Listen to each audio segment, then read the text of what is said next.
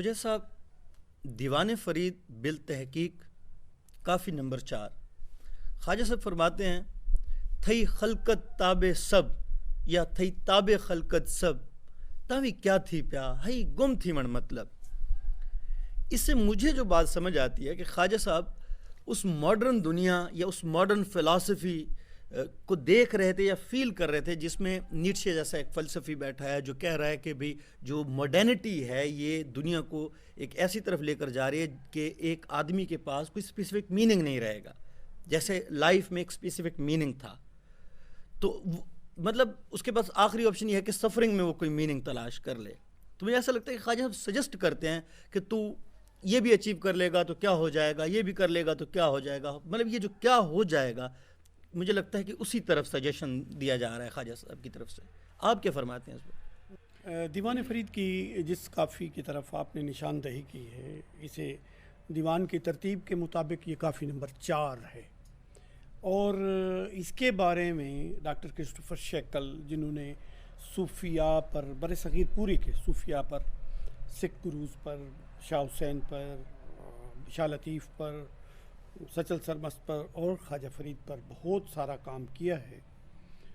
ان کا خیال ہے کہ یہ کافی جو ہے خواجہ صاحب کی, یہ خواجہ صاحب کو اپنی اوریجنل شیپ میں ظاہر کرتی ہے. انہوں نے تو یہ کہا کہ یہ خواجہ صاحب کا شناختی کارڈ ہے.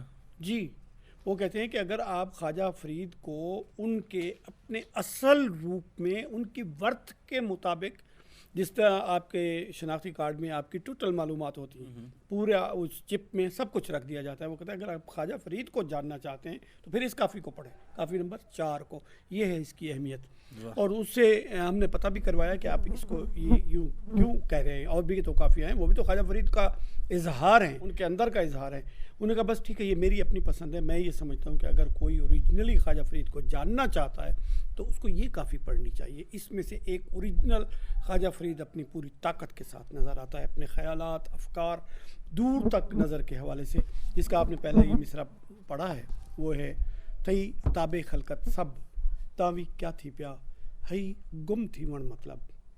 اب یہ ہے کہ وہ یہ کہہ رہے ہیں کہ اگر تم نے کسی بھی طریقے سے دنیا کو فتح کر کے ان کو گردنیں ان کی جھکا دی, تابع کر لیا نا. تابع تو وہی چیز ہوتی ہے جو آپ کے حکم کے مطابق کام کرنے پر مجبور ہو.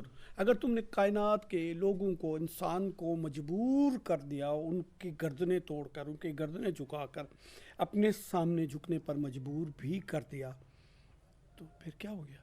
کیا یہ آخری منزل ہے؟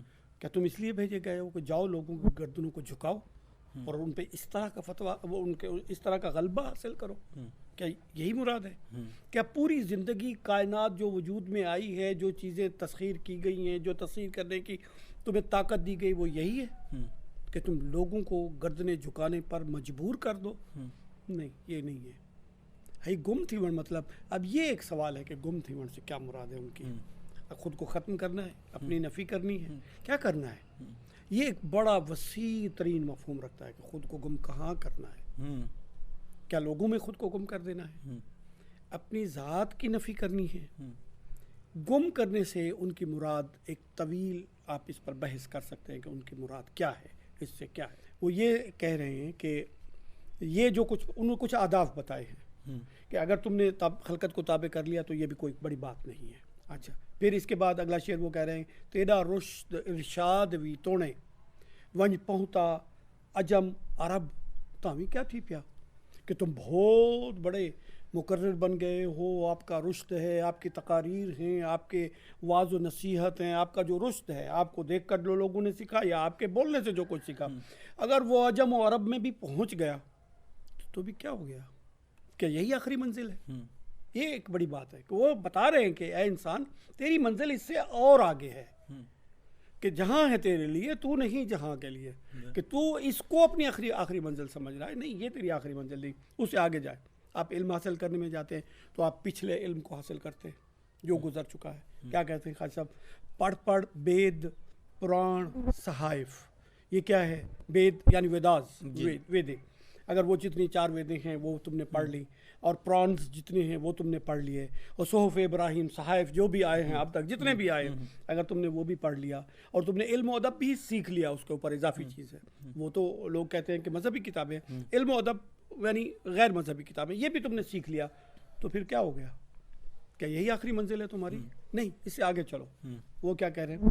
سارے جگ تے حکم چلاویں، پاشاہیدہ منصب، اور اس سے بڑھ کر آپ چنگیز خان بن جائے، آپ سکندر مقدونی بن جائے، آپ کھوپڑیوں کے پہاڑ لگا دیں، آپ پوری دنیا کو لتاڑ دیں، جلا دیں، اس کے اوپر قابض ہو جائے، ہر چیز کو اپنا تابع فرمان بنائے، خراج دینے پر مجبور کر دے، حکم چلا کے حکم تمہارا چلے پوری دنیا پر، لیکن پہلے پھر سوچ لو کہ یہی آخری منزل ہے تمہاری؟ نہیں، یہ بھی آخری منزل نہیں ہے۔ پھر اس سے آگے جائے، اگر زہد عبادت ہے تمہاری، اگر یہ زہد و عبادت میں تم نے اس کو اپنی عادت بنا لیا، عادت وہ چیز ہے کہ جس کو آپ آٹومیٹکلی کرتے رہتے ہیں، وہ عادت بن جاتی ہے، اس میں ذوق کا کوئی دخل نہیں ہوتا، اس میں وجدان کا، شوق کا دخل نہیں ہوتا، بس اپنی آپ عادت سے مجبور ہے، وہ اس کے عادت کے مطابق مشینی طور پہ کرتے رہتے ہیں، آپ کو بس کچھ اس میں لطف ہے یا نہیں، آپ مجبور ہیں اپنی عادت کے تحت۔ اگر آپ نے زہد اور عبادت کو بھی ایک عادت بنا لیا، جیسے ہم دیکھتے ہیں بہت سارے لوگ ہیں اور بھی بہت کچھ کرتے ہیں اور عبادت بھی کرتے رہتے ہیں، وہ جو اور بہت کچھ کر رہے ہوتے ہیں وہ کس کھاتے میں ہوتا ہے؟ عبادت جو آپ کر رہے ہیں یہ تو ٹھیک ہے، اللہ کی عبادت ہے، لیکن جو عبادت کے مفہوم سے ہٹ کے جو کچھ کر رہے ہیں، عبادت کے مقصود سے، مطلوب سے جو ہٹ کر آپ کر رہے ہیں، وہ کس کھاتے میں ہے؟ یعنی یہ جو کچھ آپ کر رہے ہیں یہ آپ نے عادت کے تحت کیا ہے، آپ نے کسی اس کے تحت نہیں کیا۔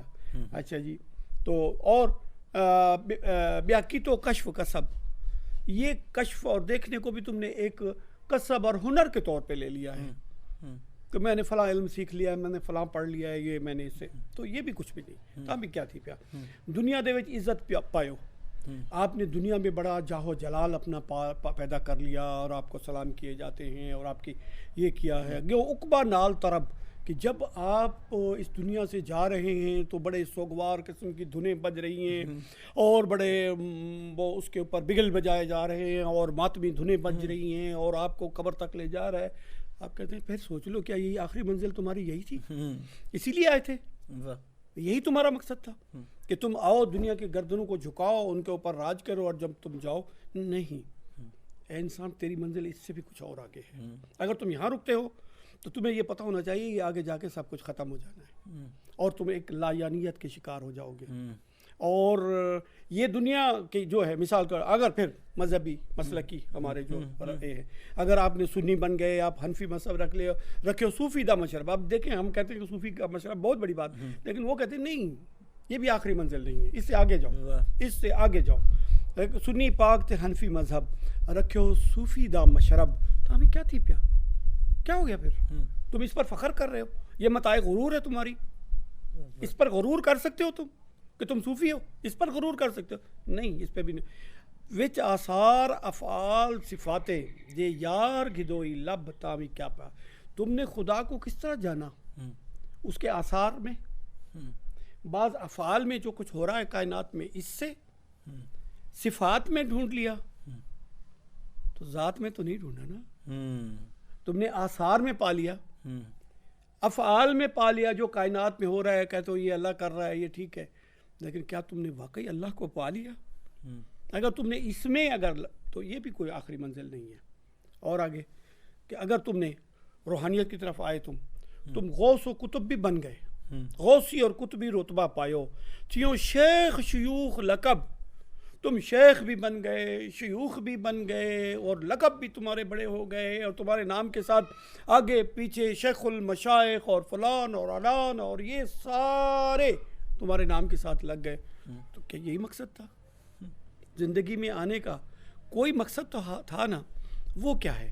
خواہ صاحب اس میں ہمیں کھول رہے ہیں آپ کو، ہمیں آپ کریں کہ یہ جس چیز کو تم آخری بات سمجھ رہے ہو یہ آخری بات نہیں ہے، اس سے آگے جاؤ۔ اور آگے کیا کہتے ہیں کہ اگر تم شاعر کہنوانا چاہتے ہو، شیر فرید تیرا ونج ہولیا، ہنت مار دکھن پورب، تامی کیا تھی پیا، تم بہت بڑے شاعر بن گئے ہو، ملک الشعراء بن گئے ہو، اور تمہارا شعر جو ہے وہ ہند میں بھی ہے، دکن میں بھی ہے، دکن جسے کہتے ہیں، دکھن کہتے ہیں، اور ماڑ کی طرف بھی ہے، اور پورب میں بھی تمہاری شاعری پڑھی گئی ہے، تو پھر کیا ہو گیا؟ ہائی گم تھی ورڈ مطلب اگر یہ ساری چیزیں بتا کے خواجہ صاحب کہتے ہیں کہ اگر تم یہ سب کچھ بھی پالو تو ابھی تم اس ہدف تک نہیں پہنچے جو تمہاری تخلیق کا ہدف تھا. وہ کیا ہے اس کو پانا تمہاری ذمہ داری ہے. یہ دنیاوی غلبہ، شہروں کا فتح کرنا، چیزوں کو فتح کرنا، تابع امر کرنا، تو اگر آخری منزل ہوتا یہ سب کچھ ہوتا تو پھر وہ قومیں جنہوں نے دنیاوی مادی تمام چیزوں، سہولتوں، آسائش دنیا، آرائش دنیا کی تمام چیزیں جن کے غلبے میں ہیں، جن کے اشارے پر رپورٹ کام کر رہے ہیں، جن کے اشارے پر چاند تک مشینیں جا رہی ہیں، تو کیا انہوں نے وہ سب کچھ پا لیا؟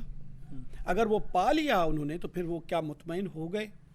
اگر وہ مطمئن نہیں ہیں اور اگر انہوں نے سب کچھ پا لیا ہے تو ہمیں سوچنے کی بات ہے کہ یہ قومیں جن کو ہم کہتے ہیں کہ انہوں نے دنیا کا وہ سب کچھ پا لیا جو مطلوب ہو سکتا تھا ایک انسان کا، تو پھر یہ سوچنے کی بات ہے سب سے زیادہ نشہ ان میں کیوں ہے؟